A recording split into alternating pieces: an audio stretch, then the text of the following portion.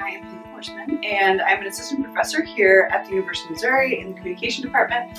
I study the ways that people talk through their difficult experiences and diverse identities. My name is Stacy Rogers, and I'm a clinic manager for a rural health primary care clinic. I am Casey Davidson. I work at Foster Adopt Connect. I am a family advocate for foster and adoptive parents and sometimes biological parents.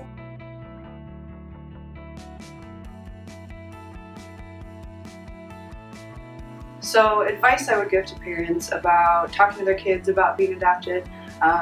For me, it was really nice to know I never had some one big conversation, that it was always an open topic in our household.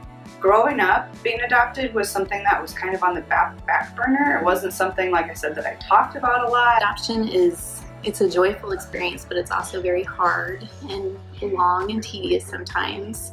And there's lots of barriers and roadblocks that you come to, especially in private adoption that's non-agency, because you really don't have anyone advocating for you. It's just you and your attorney, and you just have to keep going, which was pretty easy for us to do when we'd wake up each morning and see his little smiling face, and we knew it was worth it and worth the journey that we were on.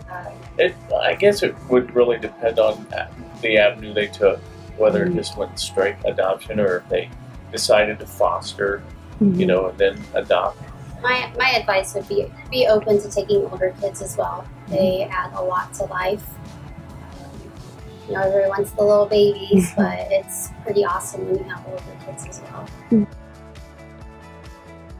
We adopted Christopher when he was 7 years old. We started taking care of him when he was 2 months old, but we didn't foresee adoption at that time. We were just trying to foster a relationship between him and his biological parents, and it became apparent when he was about 5 that adoption was going to be an option for him. It started about 5 years ago.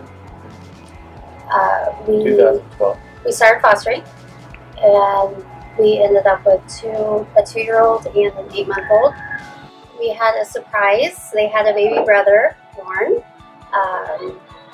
We fostered them for about 3 years, and the option of adoption came about. So actually, I was an invisible adoptee. Like, I passed in my family for being biological. And then when I got to grad school and started researching it, it actually became a bigger part of my identity.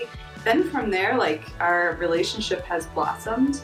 That has been much more rewarding than I could have ever expected.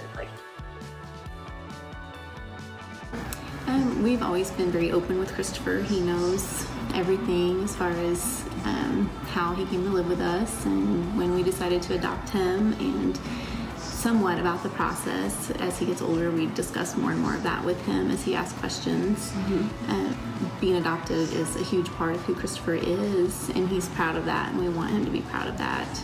And we've always just kept that door of communication open with him. Whether or not they're on board with you at the very beginning, but eventually everything falls into place.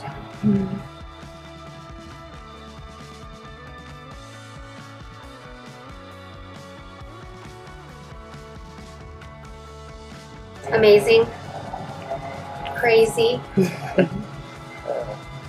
adventurous. I agree.